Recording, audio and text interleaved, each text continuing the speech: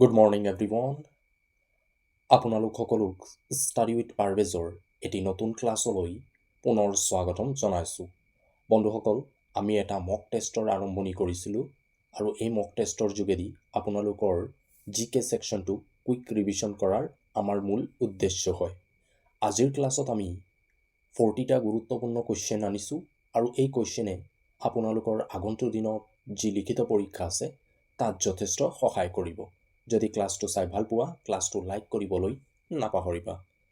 তেনেহ'লে দেৰি নকৰি আৰম্ভ কৰোঁ আজিৰ প্ৰথমটো কুৱেশ্যন। কুৱেশ্যন নম্বৰ 1, কোন চনত মহাত্মা গান্ধী প্ৰথমবাৰ অসম ভ্ৰমণ কৰিছিল? অপশ্যন 4টাৰ ভিতৰত উত্তৰ হ'ব 1921। 1921 চনত মহাত্মা গান্ধী প্ৰথমবাৰ অসম ভ্ৰমণ কৰিছিল। তেওঁ সৰ্বমুঠ 4বাৰ অসম ভ্ৰমণ কৰিছিল আৰু প্ৰথমবাৰ আছিল 1921 চন। কুৱেশ্যন নম্বৰ 2, ভাৰতৰ সংবিধানৰ মতে সম্পত্তিৰ অধিকাৰ হৈছে অপশ্যন এ আইনী অধিকাৰ, অপশ্যন বি সামাজিক অধিকাৰ, অপশ্যন চি মৌলিক অধিকাৰ আৰু অপশ্যন ডি আটাইবোৰ। উত্তৰ হ'ব আইনী অধিকাৰ। ভাৰতৰ সংবিধানৰ মতে সম্পত্তিৰ অধিকাৰটো হ'ল আইনী অধিকাৰ। আৰম্ভণিত আছিল যদিও মৌলিক অধিকাৰ, পৰৱৰ্তী সময়ত এই অধিকাৰটোক সংশোধন কৰি 308 লিগেল ৰাইট হিচাপে অন্তৰ্ভুক্ত কৰা হৈছিল। নেক্সট কুৱেশ্যন, কুৱেশ্যন নম্বৰ 3, কোনখন জিলাৰ পৰা পৃথক হৈ মাজুলী নতুন জিলা হিচাপে গঠন হৈছিল? অপশ্যন 4টাৰ ভিতৰত উত্তৰ হ'ব যোৰহাট। যোৰহাট জিলাৰ পৰা পৃথক হৈ মাজুলী জিলা নতুন জিলা হিচাপে গঠন হৈছিল। 2016 চনত মাজুলী নতুন জিলা হিচাপে গঠন হৈছিল। ইয়াৰটো মনত ৰাখিবা, ইম্পৰ্টেণ্ট হয়। এক্সামত বহুবাৰ কুৱেশ্যন আহিছে কোন চনত মাজুলী নতুন জিলা হিচাপে গঠন হৈছিল। নেক্সট কুৱেশ্যন, কুৱেশ্যন নম্বৰ 4, বাণ ৰজাই ৰাজধানী ক'ত স্থাপন কৰিছিল? অপশ্যন 4টাৰ ভিতৰত উত্তৰ হ'ব শোণিতপুৰ। শোণিতপুৰ আছিল বাণ ৰজাৰ ৰাজধানী। কুৱেশ্যন নম্বৰ 5, লেবাটনা বিহু কোন জনগোষ্ঠীয়ে উদযাপন কৰে? অপশ্যন 4টাৰ ভিতৰত উত্তৰ হ'ব হাজং জনগোষ্ঠী। হাজং জনগোষ্ঠীয়ে লেবাটনা বিহু উদযাপন কৰে। বন্ধুসকল, আজিৰ ক্লাছত যি আমি 40টা কুৱেশ্যন আনিছোঁ, এই কুৱেশ্যনসমূহ ইমান টান কুৱেশ্যন নহয়। যিহেতু আপোনালোকৰ যি পৰীক্ষা হ'বলগীয়া আছে আছাম পুলিচ ABUBত, তাত ইমানো টান কুৱেশ্যন নাহে। কিছুমান কুৱেশ্যন এটা দুটা টান আহিব পাৰে, কিন্তু কিছুমান কুৱেশ্যন তোমালোকে শুনিছা এনেধৰণৰ কুৱেশ্যন থাকিব, কিন্তু অপশ্যনকেইটা ঘূৰাই দিব বা কুৱেশ্যনটো ঘূৰাই দিব অলপ কনফিউজ লগোৱাৰ বাবে। যিহেতু এক্সামৰ প্ৰেছাৰ থাকে আৰু এনে প্ৰেছাৰৰ সময়ত আমি এনেধৰণৰ ইজি কুৱেশ্যনো ভুল কৰি আহোঁ। আজিৰ ক্লাছত যি আমি 40টা কুৱেশ্যন আলোচনা কৰিম, এই 40টা কুৱেশ্যন তোমালোকে যদি ছেল্ফ ষ্টাডি কৰিছা তাত নিশ্চয় এই কুৱেশ্যনসমূহ চাইছা। তাৰ বাবে এই 40টা কুৱেশ্যনত সকলোৱে 40 স্ক'ৰ কৰিব লাগিব। ইয়াৰ উপৰিও ইয়াৰ আগৰ ক্লাছত আমি চাইছোঁ বহুতে 33, 34 এনেকৈ স্ক'ৰ কৰিছে, যি এটা ভাল স্ক'ৰ হয়। তো আজিৰ ক্লাছত 40টাৰ ভিতৰত মিনিমাম 38টো পাব লাগে। কুৱেশ্যন নম্বৰ 6, অসম চিকিৎসা মহাবিদ্যালয় ক'ত অৱস্থিত? অপশ্যন 4টাৰ ভিতৰত উত্তৰ হ'ব ডিব্ৰুগড়। ডিব্ৰুগড়ত অসম চিকিৎসা মহাবিদ্যালয় অৱস্থিত। 1947 চনত অসম চিকিৎসা মহাবিদ্যালয়ৰ স্থাপন কৰা হৈছিল। কুৱেশ্যন নম্বৰ 7, কোনে চানহুদাৰোৰ আৱিষ্কাৰ কৰিছিল? অপশ্যন 4টাৰ ভিতৰত উত্তৰ হ'ব, এইটো শুদ্ধ কৰি ল'বা, মেকি হ'ব। মেকিয়ে চানহুদাৰোৰ আৱিষ্কাৰ কৰিছিল। শুদ্ধ কৰি ল'বা, মেকিয়ে চানহুদাৰোৰ আৱিষ্কাৰ 1925ত কৰিছিল। ইম্পৰ্টেণ্ট হয়, বহুবাৰ পৰীক্ষাত আহিছে। নেক্সট কুৱেশ্যন, কুৱেশ্যন নম্বৰ 8, কোন চনত খচৰা সমিতিৰ গঠন কৰা হৈছিল? যিহেতু আমি সকলো জানো সংবিধানৰ খচৰা সমিতিৰ গঠন 1947 চনত কৰা হৈছে। যদি ডেটটো সোধে তাত আমি কনফিউজ হ'ম। অপশ্যন 4টাৰ ভিতৰত উত্তৰ হ'ব 1947 চনৰ 29 আগষ্ট সংবিধানৰ খচৰা সমিতিৰ গঠন কৰা হৈছে। ডেটটো মনত ৰাখিবা 29 আগষ্ট। কুৱেশ্যন নম্বৰ 9, কোনে চকৰি ফেটি বুৰঞ্জীৰ ৰচনা কৰিছিল? অপশ্যন 4টাৰ ভিতৰত উত্তৰ হ'ব নুমলী বৰগোহাঁইয়ে চকৰফেটি বুৰঞ্জীৰ ৰচনা কৰিছিল আৰু তেওঁ এই বুৰঞ্জীৰ ৰচনা আহোম স্বৰ্গদেউ ৰাজেশ্বৰ সিংহৰ দিনত কৰিছিল। নেক্সট কুৱেশ্যন নম্বৰ 10, প্ৰথম অসমীয়া ঐতিহাসিক উপন্যাসখনৰ নাম কি হয়? অপশ্যন 1 মৃত্যুঞ্জয়, অপশ্যন 2 লাহৰী, অপশ্যন 3 অঘৰী আত্মাৰ কাহিনী, অপশ্যন ডি ভানুমতী। এইটো কুৱেশ্যন পাৰিব লাগে, মই আগৰ ক্লাছসমূহতো আমি ডিছকাছ কৰি আহিছোঁ। উত্তৰ হ'ব ভানুমতী। ভানুমতী আছিল অসমৰ প্ৰথম ঐতিহাসিক উপন্যাস। কুৱেশ্যন নম্বৰ 11, কোন চনত অসম লোকসেৱা আয়োগৰ গঠন কৰা হৈছিল? অপশ্যন 4টাৰ ভিতৰত উত্তৰ হ'ব 1937 চনত অসম লোকসেৱা আয়োগৰ গঠন কৰা হৈছিল। বন্ধুসকল, যদি ক্লাছটো চাই ভাল পোৱা, ক্লাছটো লাইক কৰিবলৈ নাপাহৰিবা। আপোনালোকৰ এটা লাইকে আমাক মটিভেট কৰে এনেধৰণৰ ক্লাছসমূহ প্ৰস্তুত কৰাৰ বাবে। যিহেতু এটা ক্লাছ প্ৰস্তুত কৰিবৰ বাবে আমি বহু কষ্ট কৰিবলগীয়া হয়, তাৰ বাবে এটা সৰু ৰিকুৱেষ্ট আছে, আপোনালোকে কেৱল ক্লাছটো চাই যোৱা, ক্লাছটো লাইক নকৰা তো ফাৰ্ষ্ট লাইক কৰা। ইয়াৰ উপৰিও প্ৰথমবাৰ যদি আমাৰ চেনেলত ভিজিট কৰিছে তো চেনেলটো ছাবস্ক্ৰাইব কৰিবলৈ নাপাহৰিব। ছাবস্ক্ৰাইব কৰা। নেক্সট কুৱেশ্যন নম্বৰ 12, শেহতীয়াকৈ ঝাৰখণ্ডৰ নতুন মুখ্যমন্ত্ৰী হিচাপে কোনে শপত গ্ৰহণ কৰিছিল? অপশ্যন 4টাৰ ভিতৰত উত্তৰ হ'ব হেমন্ত সোৰেন। হেমন্ত সোৰেন ঝাৰখণ্ডৰ নতুন মুখ্যমন্ত্ৰী হিচাপে শপত গ্ৰহণ কৰিছিল। কুৱেশ্যন নম্বৰ 13, চামেলি মেম চাহাব ছবিখনৰ নিৰ্মাতা কোন আছিল? এইটো কুৱেশ্যন বহুতে ভুল কৰে, ভুলটো হৈ যায়, সকলোৱে ঠিক কৰে ভূপেন হাজৰিকা। ভূপেন হাজৰিকা নহয়, উত্তৰ হ'ব আব্দুল মজিদ। আব্দুল মজিদে চামেলি মেম চাহাব ছবিখনৰ নিৰ্মাতা আছিল। নেক্সট কুৱেশ্যন নম্বৰ 14, নাথুলা পাছ ভাৰতৰ কোনখন ৰাজ্যত অৱস্থিত? অপশ্যন 4টাৰ ভিতৰত উত্তৰ হ'ব ছিক্কিমত। ছিক্কিমত নাথুলা পাছ অৱস্থিত। নেক্সট কুৱেশ্যন নম্বৰ 15, কোনখন দেশৰ সংবিধানৰ পৰা ভাৰতে মৌলিক অধিকাৰৰ ধাৰণাটো গ্ৰহণ কৰিছিল?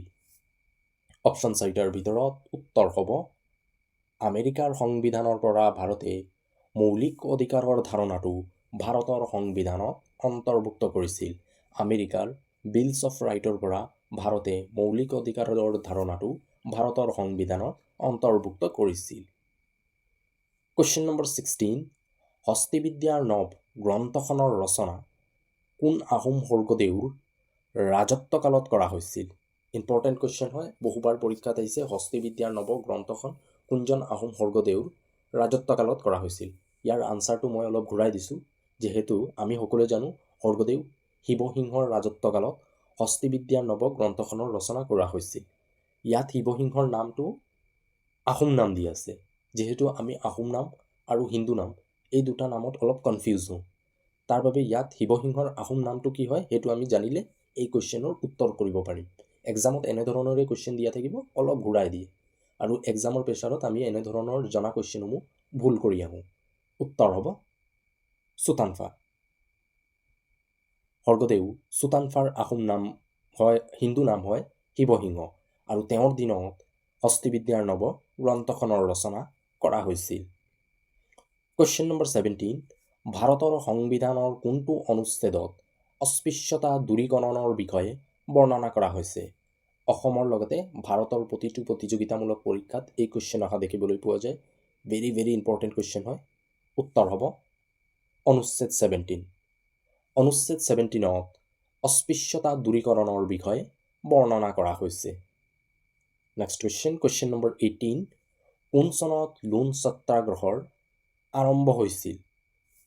অপশ্যন 4টাৰ ভিতৰত উত্তৰ হ'ব 1930 চনত লোণ সত্যাগ্ৰহৰ আৰম্ভ হৈছিল।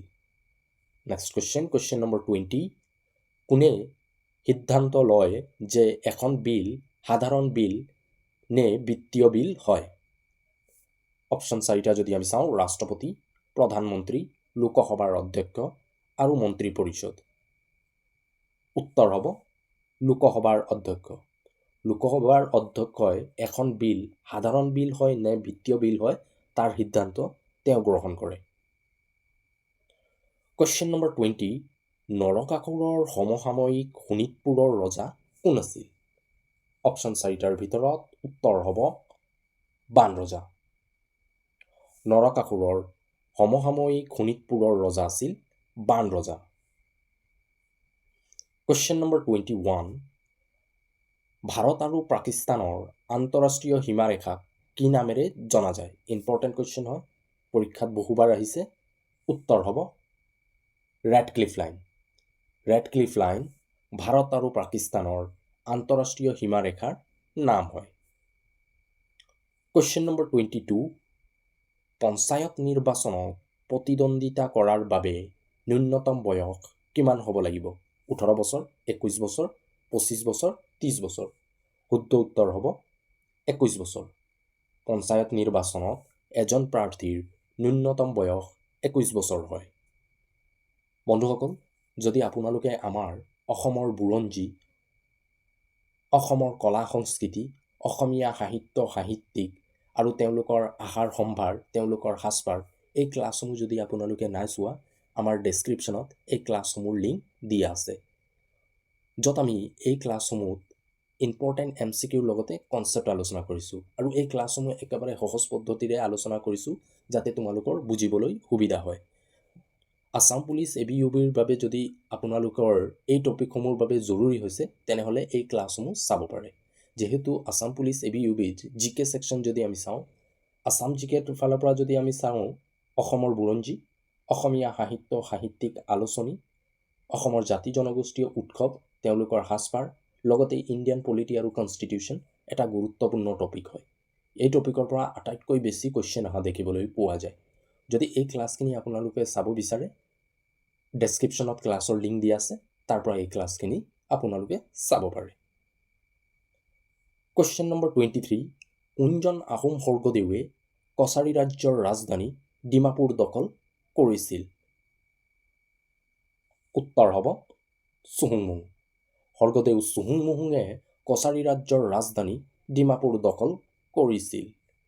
নেক্সট কুৱেশ্যন, কুৱেশ্যন নম্বৰ 24, কোন চনত বড়ো সাহিত্য সভাৰ গঠন কৰা হৈছিল? ইম্পৰ্টেণ্ট কুৱেশ্যন হয়, আছাম পুলিচ ABUBৰ পুৰণি প্ৰশ্ন কাকতসমূহৰ পৰা এই কুৱেশ্যন লোৱা হৈছে। উত্তৰ হ'ব 1952 চনত বড়ো সাহিত্য সভাৰ গঠন কৰা হৈছিল। নেক্সট কুৱেশ্যন, কুৱেশ্যন নম্বৰ 25, কোন চনত অসম চৰকাৰে অৰুণোদয় আঁচনিৰ আৰম্ভণি কৰিছিল? উত্তৰ হ'ব 2020 চনত অসম চৰকাৰে অৰুণোদয় আঁচনিৰ আৰম্ভণি কৰিছিল। এখন জনপ্ৰিয় আঁচনি, যিহেতু ৰিচেণ্ট ডেট এই আলোচনীৰ বিষয়ে খুব চৰ্চিত হৈ আছে। তো এক্সামত আহিব পাৰে, অৰুণোদয় আঁচনিখনৰ আৰম্ভণি কেতিয়া হৈছিল? বৰ্তমান অসম চৰকাৰে অৰুণোদয় কিমানতম ওলাইছে? 3.0 2024 চনত আহিছে। ইম্পৰ্টেণ্ট হয় অৰুণোদয় আঁচনি। অসম চৰকাৰৰ যিসমূহ আঁচনি আছে, এই আঁচনিসমূহৰ ফালৰ পৰা এটা ক্লাছ আমি আনিব চেষ্টা কৰিম। ইয়াৰ উপৰিও স্পৰ্টছ ৰিলেটেড কাৰেণ্ট এফেয়াৰৰ কুৱেশ্যন আমি আনিব চেষ্টা কৰিম, যিহেতু ইয়াৰ পৰা কুৱেশ্যন আহিছে। কুৱেশ্যন নম্বৰ 26, কোনগৰাকী ব্যক্তিক লায়ন মেন অফ আছাম নামেৰে জনা যায়? অপশ্যন 4টাৰ ভিতৰত উত্তৰ হ'ব ৰাধা গোবিন্দ বৰুৱাক লায়ন মেন অফ আছাম নামেৰে জনা যায়। কুৱেশ্যন নম্বৰ 27, কোন চনত ভাৰত চৰকাৰে প্ৰজেক্ট টাইগাৰৰ আৰম্ভণি কৰিছিল? অপশ্যন 4টাৰ ভিতৰত উত্তৰ হ'ব 1973 চনত ভাৰত চৰকাৰে প্ৰজেক্ট টাইগাৰৰ আৰম্ভণি কৰিছিল আৰু অসমত বাঘ সংৰক্ষিত বনাঞ্চল 4খন আছে। কুৱেশ্যন নম্বৰ 28, বৰ্তমান ভাৰতৰ ৰিজাৰ্ভ বেংকৰ গভৰ্ণৰগৰাকীৰ নাম কি হয়? অপশ্যন 4টাৰ ভিতৰত উত্তৰ হ'ব সঞ্জয় মালহোত্ৰা। সঞ্জয় মালহোত্ৰা বৰ্তমান ভাৰতৰ ৰিজাৰ্ভ বেংকৰ গভৰ্ণৰ। কুৱেশ্যন নম্বৰ 29, কোনে Assamese its formation and development নামৰ গ্ৰন্থখনৰ ৰচনা কৰিছিল? Option A Banikanta Kakati, option B Rajanikanta Bordoloi, option C Anandaram Dhekial Phukan, Rita Choudhury, option D. উত্তৰ হ'ব ডক্টৰ বাণীকান্ত কাকতিয়ে Assamese its formation and development নামৰ গ্ৰন্থখনৰ ৰচনা কৰিছিল। Next question number 30। ভাৰতৰ ৰাষ্ট্ৰপতিয়ে কিমানজন সদস্যক লোকসভাত নিয়োগ কৰিব পাৰে? এইটো কুৱেশ্যন বহুতে ভুল কৰিব।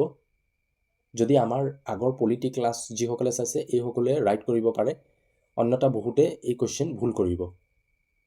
বহুতে ঠিক কৰিব 2জন সদস্য, 2জন হ'লে ৰং হ'ব। উত্তৰ হ'ব এজনো নহয়। যিহেতু ভাৰতৰ সংবিধানত মতে ভাৰতৰ ৰাষ্ট্ৰপতিয়ে এংলো ইণ্ডিয়ান সম্প্ৰদায়ৰ 2জন সদস্যক লোকসভালৈ মনোনীত কৰিব পাৰিছিল, আৰু এই ব্যৱস্থা আছিল 2020 চনৰ আগত। 2020 চনত 104তম সংবিধান সংশোধন কৰা হৈছিল, আৰু এই 104তম সংবিধান সংশোধনৰ যোগেদি যি 2জন সদস্যক ভাৰতৰ ৰাষ্ট্ৰপতিয়ে মনোনীত কৰিছিল আৰু সেই ব্যৱস্থা উঠাই দিয়া হৈছে। বৰ্তমান সময়ত ভাৰতৰ ৰাষ্ট্ৰপতিয়ে লোকসভাত কোনো ধৰণৰ সদস্যক মনোনীত কৰিব নোৱাৰে বা নিয়োগ কৰিব নোৱাৰে। তেওঁ কেৱল ৰাজ্যসভাত 12জন সদস্যক নিয়োগ কৰিব পাৰে। এক্সামত আহিব পাৰে, ইম্পৰ্টেণ্ট হয়। Next question number 31। ভাৰতৰ কোনখন ৰাজ্যত সৰ্বাধিক আখৰ উৎপাদন কৰা হয়? উত্তৰ হ'ব উত্তৰ প্ৰদেশ। উত্তৰ প্ৰদেশত সৰ্বাধিক আখৰ উৎপাদন কৰা হয়। Question number 32। কোন জাতীয়তাবাদী আন্দোলনৰ সময়ত কনকলতা বৰুৱা শ্বহীদ হৈছিল? অপশ্যন 4টাৰ ভিতৰত উত্তৰ হ'ব ভাৰত ত্যাগ আন্দোলনৰ সময়ত কনকলতা বৰুৱা শ্বহীদ হৈছিল। Question number 33। কোনজন আহোম স্বৰ্গদেৱে দুধৰ আলিৰ নিৰ্মাণ কৰিছিল? ইজি কুৱেশ্যন হয়। উত্তৰ হ'ব গদাধৰ সিংহ। স্বৰ্গদেউ গদাধৰ সিংহই দুধৰ আলিৰ নিৰ্মাণ কৰিছিল। Next question number 34। উত্তৰ পূৰ্বাঞ্চলৰ কোন দুখন ৰাজ্যৰ মাজেদি কৰ্কট ৰেখা পাৰ হৈ গৈছে? ট্ৰপিক অফ কেঞ্চাৰ কোন দুখন ৰাজ্যৰ মাজেদি পাৰ হৈছে? আমি জানো ভাৰতৰ 8খন ৰাজ্যৰ মাজেদি ট্ৰপিক অফ কেঞ্চাৰ পাৰ হৈছে, কিন্তু উত্তৰ পূৰ্বাঞ্চলৰ 2খন ৰাজ্যৰ মাজেদি পাৰ হৈছে, আৰু সেই 2খন ৰাজ্য হ'ল ত্ৰিপুৰা আৰু মিজোৰাম। ত্ৰিপুৰা আৰু মিজোৰামৰ মাজেদি ট্ৰপিক অফ কেঞ্চাৰ পাৰ হৈ গৈছে। Question number 35। কোন চনত ভূপেন হাজৰিকাদেৱে দাদা চাহেব ফাল্কে বঁটা লাভ কৰিছিল?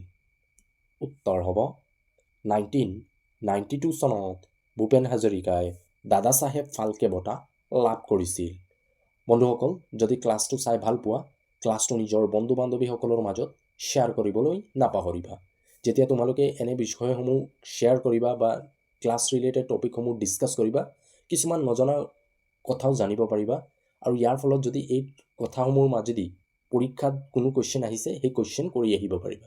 তাৰ বাবে মই সকলোক ৰিকুৱেষ্ট কৰিছোঁ, যিসকল নিজৰ বন্ধু বান্ধৱীসকল আছে তেওঁলোকৰ মাজত মেথছ, ইংলিছ, জিকে সকলো ৰিলেটেড টপিকসমূহ ডিছকাছ কৰা, আৰু কনচেপ্ট যদিও 1% ক্লিয়াৰ হয় আৰু তাৰ মাজত যদি এক্সামত এটা কুৱেশ্যনো কৰি আহিব পাৰা, তোমালোকৰ লাভ হ'ব।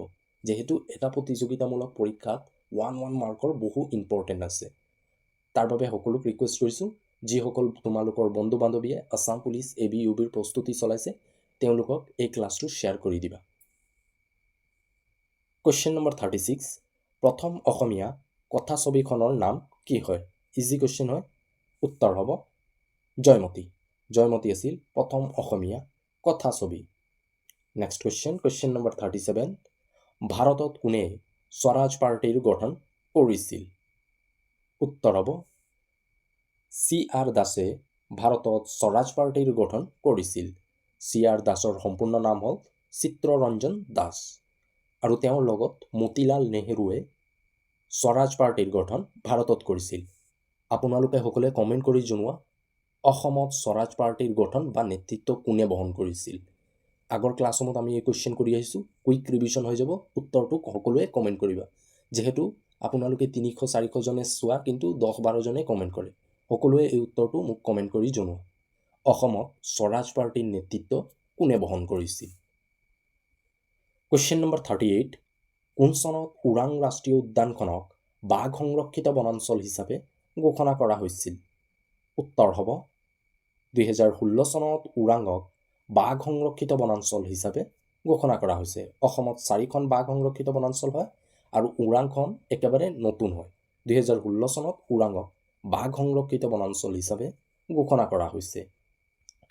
কুৱেশ্যন নম্বৰ 39, কোন চনত বীৰেন্দ্ৰ কুমাৰ ভট্টাচাৰ্যই জ্ঞানপীঠ বঁটা লাভ কৰিছিল? উত্তৰ হ'ব 1979 চনত বীৰেন্দ্ৰ কুমাৰ ভট্টাচাৰ্যই জ্ঞানপীঠ বঁটা লাভ কৰিছিল। তেওঁ আছিল প্ৰথম অসমীয়া সাহিত্যিক যিজনে এই বঁটা লাভ কৰিছিল। কুৱেশ্যন নম্বৰ 40, কোনে গীত গোবিন্দৰ ৰচনা কৰিছিল? অপশ্যন 4টাৰ ভিতৰত উত্তৰ হ'ব জয়দেৱ। জয়দেৱে গীত গোবিন্দৰ ৰচনা কৰিছিল। তো বন্ধুসকল, আজিৰ ক্লাছত এই 40টা কুৱেশ্যনেই আছিল আৰু এই 40টা কুৱেশ্যনত কোনে কিমান স্ক'ৰ কৰিছে আমাক কমেণ্ট কৰি জনাবলৈ নাপাহৰিব। যিহেতু আজিৰ ক্লাছত যিখিনি কুৱেশ্যন আনিছোঁ এই কুৱেশ্যনখিনি ইমান টানো নহয়। কিছুমান কুৱেশ্যন এক্সামত টান আহিব পাৰে, কিন্তু এক্সামত তোমালোকৰ AB UBৰ যি লিখিত পৰীক্ষাত ইমান টান কুৱেশ্যন নাহে। সকলোক ৰিকুৱেষ্ট কৰিছোঁ সেল্ফ ষ্টাডি কৰা আৰু ৰিভিজন কৰা। কোনো ধৰণৰ নতুন টপিক এতিয়া নাচাবা, যিহেতু সময় একেবাৰে কম আছে। যদি ক্লাছটো চাই ভাল পোৱা, ক্লাছটো লাইক কৰিবা। যদি প্ৰথমবাৰ আমাৰ চেনেলত ভিজিট কৰিছে, চেনেলটো ছাবস্ক্ৰাইব কৰিবলৈ নাপাহৰিবা। এতিয়াই কৰা ছাবস্ক্ৰাইব। তো আজিলৈ ইমানে। পুনৰ লগ পাম আমি আমাৰ অন্য এটি ক্লাছলৈ। আজিলৈ ইমানে। Thank U.